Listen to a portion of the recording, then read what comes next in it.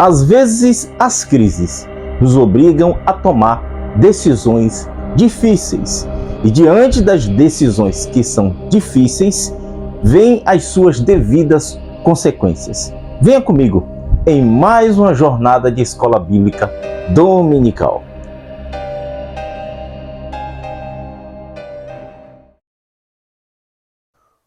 Olá, a paz do Senhor Jesus Cristo, nossa esperança. Seja muito bem-vindo ao nosso canal. Meu nome é Anderson Ferreira, sirvo a Deus como presbítero na Assembleia de Deus no campo de Uruçuca, no estado da Bahia.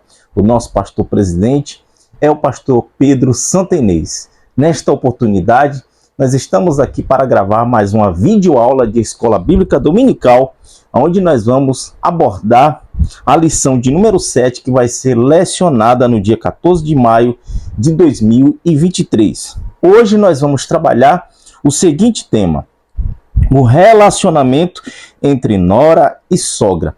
Nós estamos trabalhando a temática central do trimestre, falando sobre relacionamentos em família, superando desafios e problemas com exemplos da palavra de Deus. O texto áureo, você pode acompanhar comigo, está escrito: disse, porém, Ruth: não me instes para que te deixe e me afaste de ti, porque aonde quer que tu fores, irei eu, onde quer que pousares à noite, ali pousarei eu. O teu povo é o meu povo, o teu Deus é o meu Deus. Ruth, capítulo 1, versículo de número 16. A verdade prática nos traz a seguinte proposta: a fé cristã exalta o amor familiar e, mais especificamente, o respeito e a honra entre nora e sogra, bem como genro e sogro. A palavra-chave da nossa lição é honra. Então, esta palavra nós queremos trazer, ao introduzirmos aqui a lição, trazer um conceito sobre honra. A nossa lição, ela está dividida, a lição de hoje, ela está dividida aí em 4 partes. É muito bom você se atentar a isso. A leitura bíblica em classe está registrada aí no livro de Ruth, capítulo 1, do versículo 1 ao versículo de número 5, versículo de número 8, depois do versículo 12 ao versículo de número 14. Antes de nós fazermos a leitura da palavra de Deus, que é muito importante, o professor fazer a leitura onde está a proposta da lição, eu quero fazer um pedido especial para cada um de vocês. Você que ainda não se inscreveu em nosso canal e está assistindo essa aula pela primeira vez, não esqueça de se inscrever aqui na parte de baixo. Também deixe o seu like e compartilhe com o máximo de pessoas. Você que está assistindo de algum lugar, de alguma cidade, de algum estado, deixe sua mensagem aqui na parte de baixo, eu vou estar respondendo com muita alegria. E que Deus em Cristo abençoe grandemente a sua vida. Vamos fazer a leitura da palavra de Deus. Está escrito: e sucedeu que nos dias em que os juízes julgavam, houve uma fome na terra, pelo que um homem de Belém de Judá saiu a peregrinar nos campos de Moabe. E ele, sua mulher e seus 2 filhos. E era o nome deste homem Elimeleque, e o nome da sua mulher Noemi. E os nomes de seus 2 filhos, Malom e Quilion, efrateus de Belém de Judá, e vieram aos campos de Moabe e ficaram ali. E morreu Elimeleque, marido de Noemi, e ficou ela com seus 2 filhos, os quais tomaram para si mulheres moabitas, e era o nome de uma órfã e o nome da outra Ruth. E ficaram ali quase 10 anos. E morreram também ambos, Malom e Quilion, ficando assim esta mulher desamparada dos seus 2 filhos e do seu marido. Versículo de número 8. E disse Noemi às suas 2 noras: ide voltai a cada um à casa de sua mãe, e o Senhor use de benevolência como usaste com os falecidos e comigo. Tornai filhas minhas, ide-vos embora, que já muito velha sou para ter marido. Ainda quando eu dissesse, tenho esperança, ou ainda que esta noite tivesse marido, e ainda tivesse filhos, esperai-los eis até que viesse a ser grandes? deter-vos-eis por eles sem tomardes marido? Não, filhas minhas, que mais amargo é a mim do que a vós mesmas, porquanto a mão do Senhor se descarregou contra mim. Então levantaram a sua voz e tornaram a chorar, e Orfa beijou a sua sogra, porém Ruth se apegou a ela. Louvado e engrandecido é o nome do Senhor Jesus. Hoje nós vamos falar a respeito deste tema, relacionamento entre nora e sogra. Muitas vezes, na nossa cultura, ou em outras culturas também, mas eu vou usar especificamente a nossa cultura, a sogra sempre ela é sinônimo de brincadeiras, de piadas. Em todos os meios você às vezes percebe esse tipo de brincadeiras que as pessoas fazem sempre quando se usa o nome da sogra, né? Valendo também para o genro. A gente está falando de nora, mas também vamos trabalhar também dentro do genro, porque assim como tem noras, né, que tem dificuldade de relacionamento com a sua sogra, de igual modo também genros, alguns genros também têm esta dificuldade. Então hoje nós vamos trazer, dentro dessa história bíblica muito conhecida, desse relacionamento muito valorizado entre Ruth e Noemi. Então fique conosco aí até o final. Eu preparei aqui um conteúdo que vai servir para enriquecer aí a lição do professor, e eu dividi aqui em 5 partes, onde nós vamos falar primeiramente o contexto histórico de Ruth. Segundo, nós vamos tratar sobre a precipitação diante da crise e pode nos levar a situações extremas. Número 3, na crise descobrimos amizades sinceras. Isso aqui é muito interessante. E a parte 4, Deus transforma a crise em triunfo. E a parte de número 5, que nós vamos tratar, o processo do resgate. Pois bem, a palavra-chave da nossa lição, ela nos traz aí uma definição sobre honra, né? Ela traz essa palavra como uma palavra que vai servir, né, de parâmetro entre a nora, que é Ruth, e a sua sogra, que é Noemi. Então a nora que vai honrar a sua sogra. Então qual é o conceito? Qual é a definição da palavra honra que vai aparecer? Uma palavra muito abrangente. Eu peguei ela aqui do hebraico, eu peguei no hebraico. A palavra honra no hebraico, ela é kabad, como aparece aqui, ou kabed. Pode ser kabad ou kabed. Qual é o conceito dela? O dicionário Strong, ele nos traz uma definição, o dicionário Strong, ele nos traz uma definição sobre esta palavra lá no hebraico, honra. Ele traz o seguinte conceito: ser pesado. Essa palavra ser pesado aqui no hebraico pode ser no sentido positivo ou no sentido negativo. Nesse caso aqui está no sentido positivo. Ser importante, estar aflito, ser duro, ser rico, ser digno, ser glorioso, ser incômodo, ser honrado. Essa palavra honra aqui, que aparece kabad ou kabed, eu extraí ela aqui de Êxodo, capítulo 20, versículo de número 12, trazendo essa definição para que possa aí clarear a mente do professor. Eu também trouxe uma definição do dicionário secular, Roaz.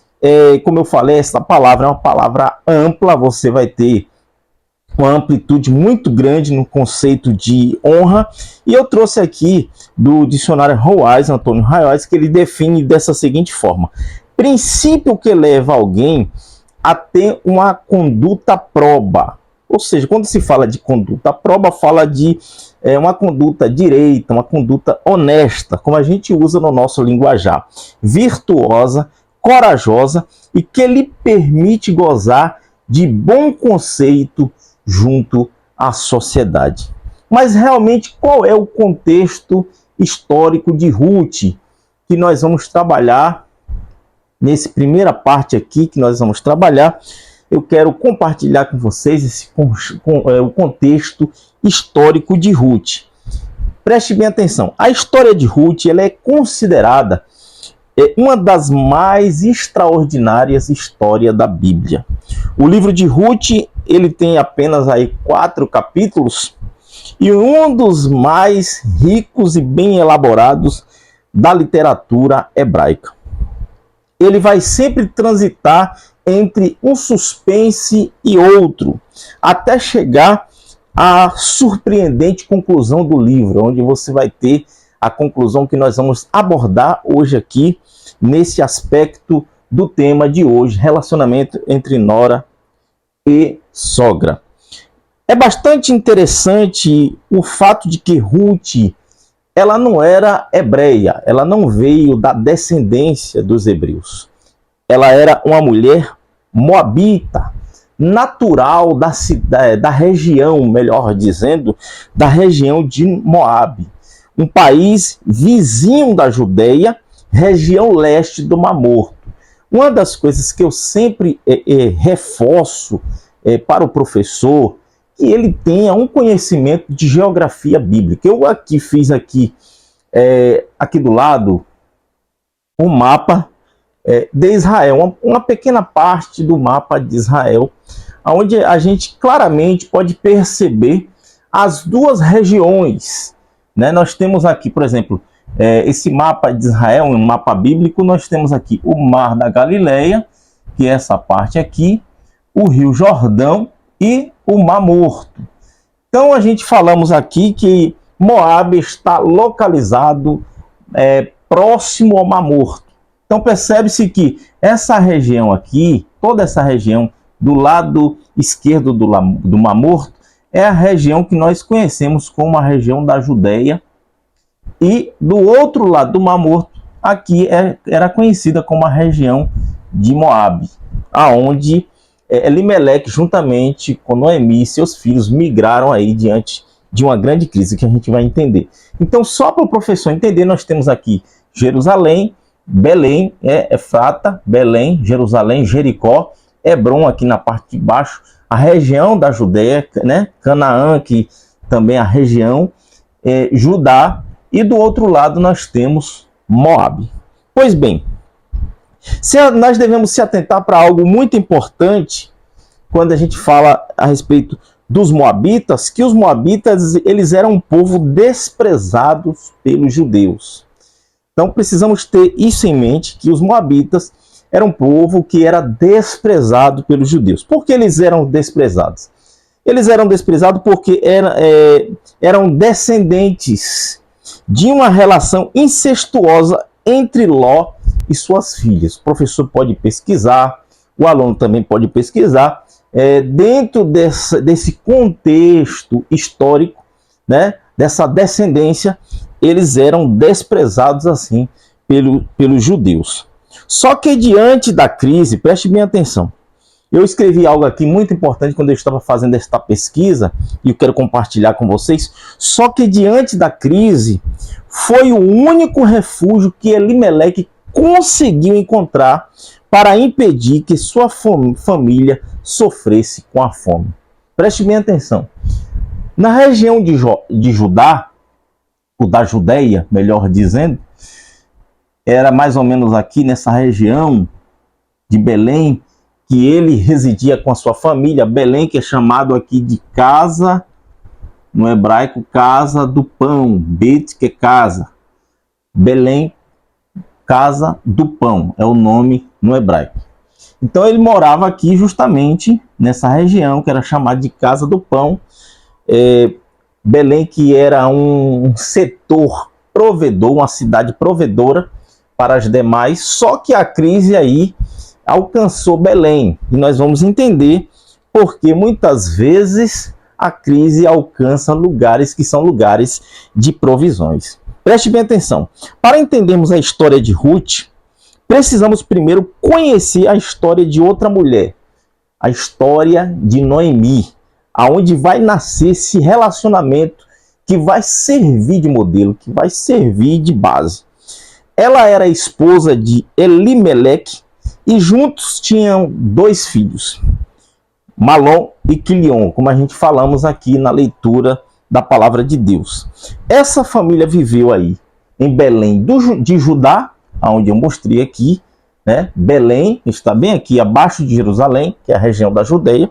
Viveu em Belém de Judá, próximo aí a Jerusalém, onde eu falei, e veio em uma grande fome sobre a Judeia, né, sobre toda aquela região, e fez com que Elimeleque e Noemi tomassem uma decisão, e nessa decisão levaram a sua família, migraram aí para Moabe.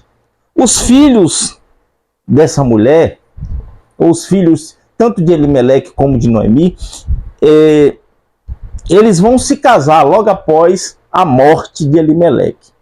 O texto ele deixa muito bem claro que Elimeleque vai falecer, vai morrer, quando eles vão migrar para essa região aqui, onde eles vão passar quase 10 anos, né? Ela vai perder o seu esposo, Elimeleque vai ficar seus 2 filhos, e eles vão tomar para si mulheres moabitas. Malom, ele casa-se com Ruth, Quilion, ele casa-se com Orfa. Interessante que quando o pastor Elienay Cabral, na primeira parte da lição, e na primeira parte da sua lição, você pode acompanhar, e no subtópico primeiro, onde vai falar sobre a escassez que provoca a fome na casa do pão, o pastor Elienay Cabral ele faz o seguinte comentário: a fome é um modo de Deus disciplinar o povo que pecou contra ele. Nem todos agiam do mesmo modo, mas a disciplina é para todos. Se atentem bem para esse detalhe que o pastor Elienay Cabral comenta. Ele está falando que muitas vezes, diante de uma possível desobediência do povo, o povo se inclinava, porque essa época era a época dos juízes. Era a época dos juízes, né, onde a teocracia, né, não existia monarquia, então eram os juízes que comandavam, que julgavam, e cada um tomava a sua decisão por conta própria. Cada um tomava a sua decisão por conta própria. Então eles vão tomar essa decisão de ir para Moabe. E interessante que nós estávamos aqui analisando o que o pastor Elienay Cabral está falando a respeito desse aspecto da disciplina, mesmo que alguns remanescentes ali se mantivessem fiel a Deus, né, não se inclinava para o pecado, mas a crise ela vinha e alcançava todos. Então, Deus estava castigando o lugar da provisão, como eu falei. Deus estava castigando a casa do pão, aonde vinha a providência do alimento, a zona de conforto. Deus estava ali castigando. E aqui eu quero fazer uma reflexão nesse primeiro ponto da lição que a gente está trabalhando. Às vezes Deus usa meios, e esses meios que eu quero abrir parênteses aqui, crises por causa do pecado, por causa da desobediência do povo. Porém, o crente fiel tem que buscar sempre estar na direção de Deus. Mesmo diante da crise, mesmo diante das adversidades, da enfermidade, da escassez, o crente fiel, ele tem que buscar sempre estar na direção de Deus, viver na perspectiva de Deus. Está difícil aqui embaixo, as portas estão fechadas aqui embaixo, mas lá de cima Deus está no seu trono, olhando, observando e conduzindo aqueles que são fiéis a Ele. Segundo, que nós queremos trabalhar aqui, segundo ponto que nós queremos trabalhar, a precipitação diante da crise. Então, a precipitação ela vem dentro de uma palavra chamada de precipício. É como se alguém que pula, né? Eu lembro até do texto lá de Gadara, daqueles porcos que pulam no precipício, né? Palavra de precipício vem a palavra precipitação. Aí eu coloquei aqui, a precipitação diante da crise pode nos levar a situações extremas. Que coisa interessante isso aqui. Quando a gente se precipita diante de uma crise que às vezes vai nos afligir, ela pode nos levar a tomadas de decisões extremas. Aí eu coloquei aqui, infelizmente, em menos de 10 anos, os 3 homens haviam morrido. Diante desta decisão, preste bem atenção, de Elimeleque, de conduzir juntamente com Noemi toda a sua família, custou aí, custou praticamente a perca de quase toda a sua família, porque desta família que se deslocou, que era 4, só ficou quem? Noemi. Os 3 homens haviam morrido, deixando 3 viúvas sem filhos. Os filhos que naquela época representavam não só a descendência, mas também a questão da providência, de ser um provedor, dos filhos que iam cuidar do sustento da família. Então não tinha mais esse sustento, não tinha mais esse provedor, nem o marido e nem os seus filhos. Aí eu coloquei, veja o gargalo, veja o estreito, gargalo que a gente usa muito dentro da logística, a gente usa muito essa palavra gargalo. Veja o estreito em que esta mulher ficou juntamente com as suas noras. Olha, viver numa situação daquela época não era uma coisa muito fácil. Uma situação em que a sociedade que rodeava naquela época, que rodeava Noemi naquela época, melhor dizendo, era a sociedade que era dominada por homens. Mulheres que não tivessem um marido, mulheres que não tivessem filhos para cuidar delas, estavam sujeitas a passar fome, necessidade e podiam até levar à morte pela escassez de alimento, pela escassez de comida. E o pastor Elienay Cabral, na primeira parte da lição, no subtópico de número 2, falando sobre a crise de uma família, ele comenta, o pastor Elienay comenta da seguinte forma: Elimeleque conhecia o Senhor, mas não buscou para tomar aquela importante decisão. Vou repetir isso aqui que o pastor Elienay Cabral ele comenta na lição. Elimeleque conhecia o Senhor, mas não buscou para tomar aquela importante decisão. E o pastor ainda acrescenta, tomou o caminho que parecia mais racional. E muitas vezes, quando eu estava estudando esta lição e fazendo uma reflexão, muitas vezes nós agimos assim, quando vem a crise, quando as coisas se apertam, se estreitam, agimos assim, dessa mesma forma que Elimeleque tomou. A decisão que Elimeleque tomou, achando que o caminho mais racional é o mais correto, é o mais viável. E muitas vezes os caminhos de Deus são outros. Deus, ele pensa diferente de nós. Muitas vezes a gente fala, o caminho certo é esse. A decisão certa que eu tenho que tomar é essa. Mas isso é dentro de uma racionalidade.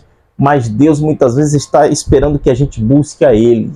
Que a gente busque a resposta. Que a gente busque a direção dEle para que Ele possa nos conduzir no caminho correto. Em que as coisas vão se encaixar corretamente lá na frente. Busquemos em Deus, mesmo que diante de uma dificuldade, mesmo que diante de uma crise, não fazer como Elimeleque, tomar uma decisão que custou a sua família lá na frente, mas tomar uma decisão mesmo que no lugar em que você está agora, está passando determinada dificuldade, determinada crise, mas continue ali e busque em Deus uma resposta. E Deus vai conduzir a sua vida, Deus vai te dar uma resposta. O lugar mais seguro na vida do crente é sempre estar no centro da vontade de Deus. Já falei em outras aulas aqui, neste mesmo canal. Mas o lugar mais seguro para o crente fiel a Deus é estar no centro da vontade de Deus. Louvado seja o nome de Jesus. Muitas vezes as nossas decisões, principalmente fora da direção de Deus, pode afetar toda a família. Meu Deus do céu. Muitas vezes as decisões que nós tomamos, ela não só vai impactar na nossa vida, como também pode impactar em todo o ambiente familiar. Pode impactar na vida da sua esposa, na vida dos seus filhos. Por quê? Porque essa decisão, muitas vezes, se estiver fora da direção de Deus, né, fora daquilo que Deus quer para a nossa vida, a gente pode sofrer as consequências. Essas consequências não só vão alcançar a minha vida, mas vão alcançar a vida de todos ali que estão diante daquele ambiente familiar. Número 3. Número 3, na crise descobrimos amizades sinceras. Louvado seja o nome de Jesus. Ao ouvir dizer que a fome na Judeia havia terminado, estavam ali já Noemi com suas 2 noras, já não tinha mais o seu esposo, já não tinha mais os seus filhos, que seriam ali a base, que seria o sustento, que seria o provedor dos seus filhos, já não tinham mais. Só que ela ouviu falar que na terra do pão Deus agiu com misericórdia, e a terra do pão, a terra da provisão, que era Belém, voltou a produzir pão. Ela ouviu dizer esta notícia boa que veio lá de Belém e tomou a decisão de voltar para a sua terra natal. Talvez pensasse que ela talvez pensasse que os seus parentes, né, ao retornar para a sua terra, ficariam penalizados com a sua situação e lhe dariam lugar para poder viver, lhe dariam sustento, lhe dariam provisão, mas certamente não acolheria aquelas 3 mulheres, suas 2 noras, se caso acompanhassem ela. Que ela gerasse filhos e eles crescessem, e para que depois pudesse desposá-los, isso seria algo impossível por causa da idade de Noemi, por causa do tempo. Noemi, ela vai insistir com suas 2 noras que voltassem para a casa dos seus pais. Vai aconselhar para que elas retornassem e começassem a procurar outros maridos. Isso está registrado em Ruth, capítulo 1, versículo 8, versículo de número 9. A princípio, quando você está lendo o texto, a história, as 2 rejeitam a ideia. Elas querem seguir a Noemi. Mas depois que Noemi voltou a expor os seus argumentos, as crises, as dificuldades, a escassez que ela estava enfrentando, Orfa concorda e se despede da sua sogra chorando e vai embora para a casa dos seus pais. Quando Noemi não tinha mais nada a oferecer, quando Noemi ela não tinha mais nada para oferecer às suas noras, mas o que ela tinha naquele momento era só dificuldades, era só crises, era só escassez, era só a falta de recurso. Orfa tomou a decisão que achava mais sensata. Isso aqui, irmãos, não é só apenas no ambiente familiar, não. Isso aqui é uma realidade que não está presente apenas no ambiente familiar. Muitas vezes, quando você está bem, quando você está com recursos, quando você está numa situação confortável, numa situação de poder estender a sua mão para ajudar alguém, as pessoas sempre vão querer estar ali do seu lado porque você tem algo para oferecer. Você tem algo para poder dar, para oferecer àquela pessoa. Então ela vai usufruir. Isso também pode acontecer até no ambiente da igreja. Pessoas que às vezes vão estar ali do seu lado, pessoas que vão estar te abraçando, vão estar às vezes ali dando risada com você, compartilhando de momento, porque elas olham para você e você tem algo para oferecer. E se você tem algo para oferecer para alguém, seja no ambiente familiar, seja na igreja, seja no trabalho, seja na faculdade, se você tem algo de bom para oferecer, as pessoas vão querer bater nas suas costas, vão dizer que são seus amigos, vão dizer que você é a melhor pessoa do mundo. Entretanto, quando esta realidade muda, quando de repente você não tem, você entra numa crise, entra numa escassez e começa a perder, ou começa a necessitar, a primeira atitude, a primeira ação que alguns vão tomar, não digo todos, mas alguns, é virar as costas para você. É negligenciar a tua presença, é te rejeitar, é te menosprezar. Isso não é só no ambiente familiar, não. como eu falei. Mas envolve também, às vezes na igreja eu já vi alguns casos dentro desse aspecto, na escola, em outros ambientes. Entretanto, aqui nós temos um exemplo maravilhoso. Só que Orfa toma a decisão de ir embora, de voltar para a casa dos seus pais. Ruth reagiu diferente. Recusou terminantemente deixar Noemi sozinha. Que atitude maravilhosa, que atitude linda. Na segunda parte da nossa lição, no subtópico de número 1, Noemi decide voltar para a sua terra. O pastor Elienay Cabral, ele comenta da seguinte maneira: na decisão de Ruth, nascia uma amizade profunda entre nora e sogra, entre duas mulheres que seriam experimentadas pelo sofrimento. Deixa eu falar algo para você. Muito importante. É na crise que você vai ver os verdadeiros amigos. É na dificuldade, é na escassez, é na porta fechada, é diante de um cenário de adversidade, em que muitos vão te rejeitar, mas aqueles que vão estar dispostos a te ajudar, a te erguer as mãos, a te abraçar e falar, eu estou contigo. É diante destas dificuldades e crises que as amizades sinceras e verdadeiras vão surgir na sua vida. E muitas vezes Deus vai permitir isso para que você possa ver quem são os verdadeiros amigos, quem são os verdadeiros parentes, quem são as amizades verdadeiras que vão estar para estender a mão para você. Louvado é o nome de Jesus. Ruth assume 5 compromissos sinceros aqui. E eu coloquei. Ela assume 5 compromissos sinceros. Coloquei aqui o desenhozinho de Ruth, né? Ela vai assumir com a sua sogra Noemi. Ela vai assumir 5 compromissos sinceros para com ela. Primeiro compromisso: para onde fores, irei também. Que coisa linda.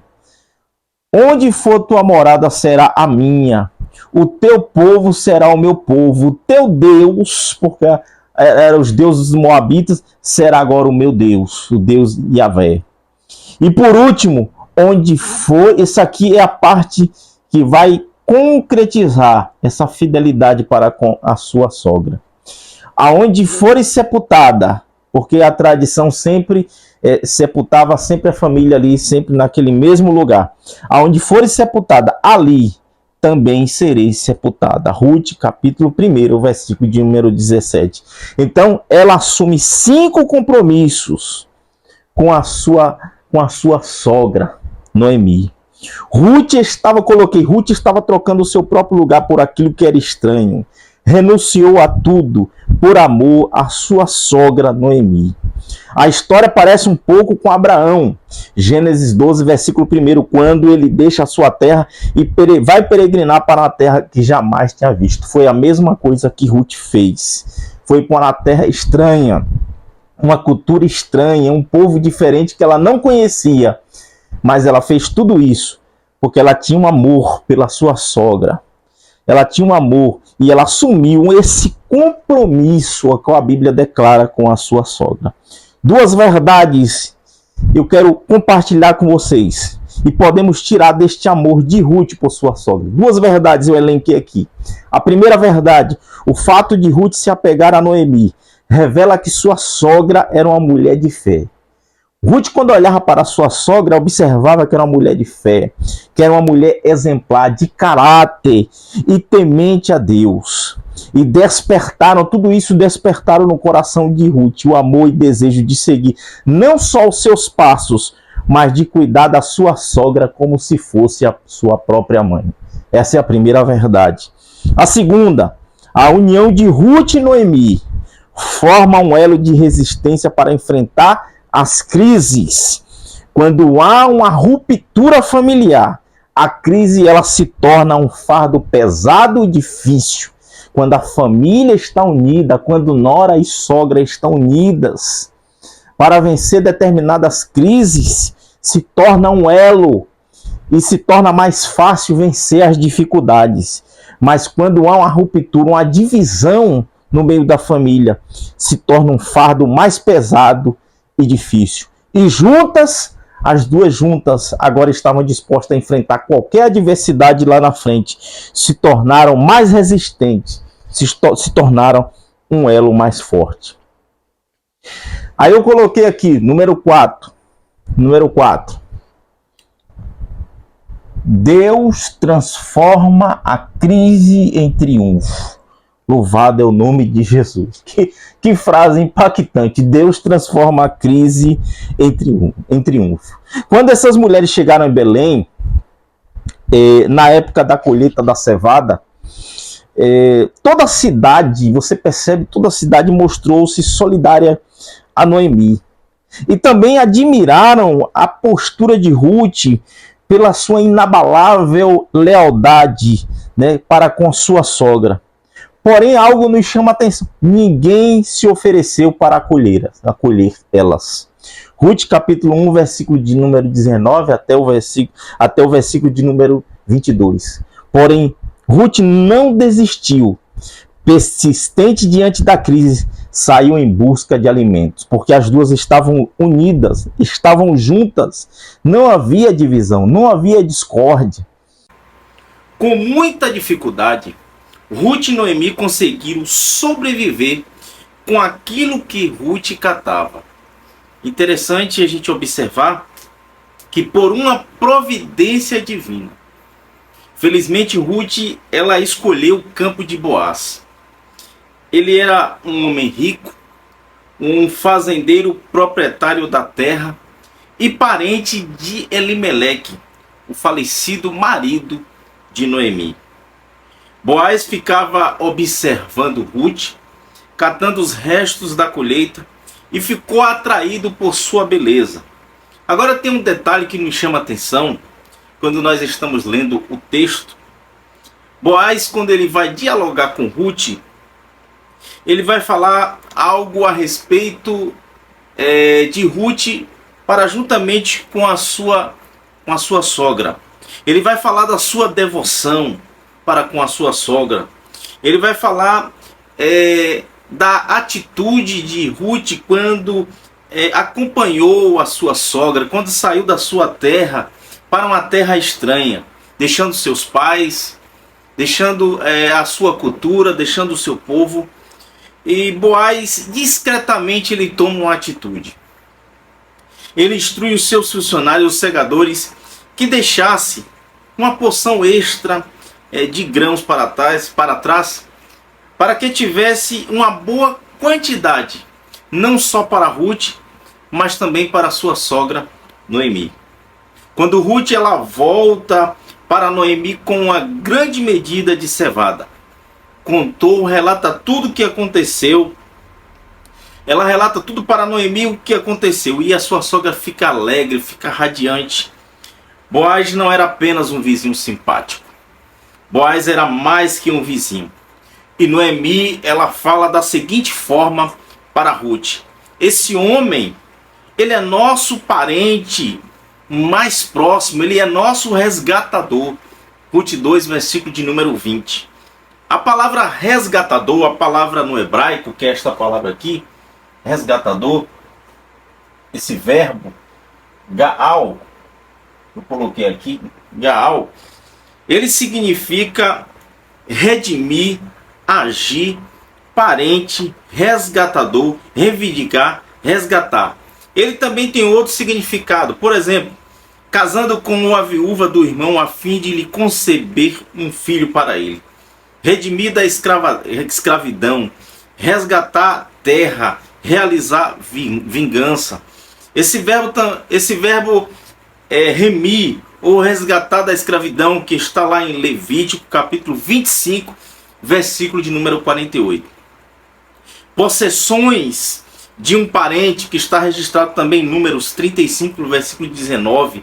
No termo geral, essa palavra resgate, ela também tem uma aplicação em seu contexto geral, porque fala justamente da ação de Deus em resgatar pessoas, em resgatar o homem da sua falência espiritual, da sua morte espiritual, resgatando o homem para que ele possa ser salvo pela graça que veio por Cristo Jesus, nosso Senhor. Tendo notado o interesse de Boaz pela jovem viúva, Noemi ela vai aconselhar Ruth com rapidez. Ruth deveria se lavar, deveria se perfumar, se vestir, colocar a melhor roupa. Orientou a Ruth que descesse até a eira, ali onde Boaz estava juntamente com seus funcionários peneirando ali a cevada. E Noemi orienta da seguinte maneira: não te deixes reconhecer por ele. Ela falando para Ruth: não te deixes reconhecer por ele, Boaz, até que tenha acabado de comer e beber. Em Ruth capítulo 3, versículo 3 ao versículo de número 4 está escrito, Ruth falando, aliás, Noemi falando: quando ele for dormir, observe o lugar em que está deitado, então entra, descobre os seus pés e deita-te, e ele te dirá o que fazer. Essa atitude de Ruth demonstra o desejo de ser resgatada por Boaz. Essa atitude, esse comportamento, a qual está registrado aqui em Ruth, capítulo 3, do versículo 3 ao versículo 4, mostra o interesse de ser resgatado. Ruth faz tudo conforme Noemi mandou. Ruth faz tudo conforme Noemi orientou. E Boaz responde com compaixão. Deus, naquele momento, estava mudando a situação. Quando Ruth está ali, diante dos pés de Boaz, fazendo tudo conforme Noemi orientou. Então entra, descobre os seus pés e deita-te, e ele te dirá o que fazer. Mediante essa atitude, esta ação de Ruth, Boaz ele vai responder com compaixão. Sabe o que isso significa? Que diante da união das duas, da nora e da sogra que trabalharam em unidade em conjunto, Deus estava transformando a crise em triunfo. Louvado é o nome do Senhor Jesus. Só que esse resgate ele tem um processo, eu coloquei aqui, o processo do resgate. Nós estamos caminhando aí para a parte final. No processo do resgate, existia uma lei que regia o processo do resgate. E existia também, quando Boaz vai dialogar justamente com Ruth nesse momento, ele acrescenta dizendo que existia um parente mais próximo do que ele. E que ele apenas poderia resgatar Ruth mediante a desistência desse parente. Era necessário que esse homem, que era o parente mais próximo, renunciasse o seu direito e a sua responsabilidade de resgate, para que Boaz pudesse fazer o papel de resgatador. Só que Boaz ele fecha um acordo com Ruth, que está registrado no capítulo 3, versículo 13. Era como se ele estivesse dizendo, se ele renunciar à responsabilidade dele como resgatador, eu assumo diante de você, Ruth, a responsabilidade de resgate. E o que foi que Boaz fez? Naquela manhã, Boaz esperou a passagem do parente ali na porta da entrada da cidade, na porta da cidade que ela representava ali como se fosse um tipo de fórum. Ali naquela porta os assuntos públicos da cidade eram discutidos. Boaz indicou ali para o seu parente que ele queria tratar um assunto, que ele queria tratar um negócio com aquele parente mais próximo. E ali estavam 10 testemunhas, 10 homens, 10 anciãos, que atuavam dentro dessa perspectiva de testemunhar. E Boaz vai tratar ali de 2 assuntos. O primeiro assunto que ele vai tratar é sobre a questão da propriedade. Boaz pergunta a ele se ele estava disposto a adquirir a propriedade de Noemi. Ele responde que sim. Um segundo aspecto, ele falou, se você adquirir as terras de Noemi e da Moabita Ruth, também você vai ter que adquirir a viúva, você vai ter que casar com a Moabita, você vai ter que assumir a responsabilidade com a viúva. Está registrado em Ruth capítulo 4, versículo 5. Portanto, o parente mais próximo, ele não estava disposto a isso. Pela seguinte razão, essa decisão acarretaria alguma perda financeira, pois teria que dividir a sua propriedade com algum filho que tivesse com Ruth. E ele toma essa decisão de abdicar do seu direito. De acordo com a tradição, quando alguém abdicava do seu direito, tirava-se o sapato que simbolizava os direitos da terra obtido por herança e passava esse sapato para Boaz. Fazendo assim, ele estava abdicando do seu direito de herança, de assumir aquela herança, passando assim para Boaz. Boaz assim assumiu a parte do seu parente remidor, e ele tomou esta responsabilidade. Uma coisa que nos chama a atenção aqui: como Ruth foi abençoada por esta decisão. Como Ruth foi abençoada. Deixou a sua terra, deixou os seus pais, deixou o seu povo, deixou tudo para trás e foi para uma terra estranha, tomando uma decisão por amor à sua sogra Noemi. Mas o que nos chama a atenção é que a bênção de Deus, diante desta decisão, foi derramada sobre a vida de Ruth e sobre a vida de Noemi. O texto relata que Boaz se casou com Ruth e juntos tiveram um filho. Esse filho que se chama Obed, que foi o pai de Jessé e avô de Davi. Sendo assim, Ruth se tornou bisavó do maior rei de Israel e foi um dos ancestrais na genealogia de Jesus, o maior rei do mundo, que está registrado em Mateus capítulo 1, versículo 5. Ruth vai aparecer na genealogia de Cristo, o nosso mestre. Ruth era uma mulher virtuosa. Ruth capítulo 3, versículo de número 11. Em uma das últimas cenas do livro, Noemi segura o seu neto no colo e lhe serve de ama. E Ruth é exaltada pelas mulheres do povoado porque amava Noemi. E o texto nos diz que valia mais do que 7 filhos. Quando o texto está falando que valia mais do que 7 filhos, o número 7 é um número simbólico, é um número de perfeição. As pessoas diziam: Noemi tem um filho. Ruth capítulo 4, versículo 17. Quando o texto está declarando que Noemi tem um filho, este fato, ele reconhece Obed como descendente direto de Elimeleque, que manteria sua linhagem. E pela lei judaica, as linhagens familiares poderiam ser perpetuadas pela linhagem da mãe. Ruth era a esposa do filho de Elimeleque, Malom.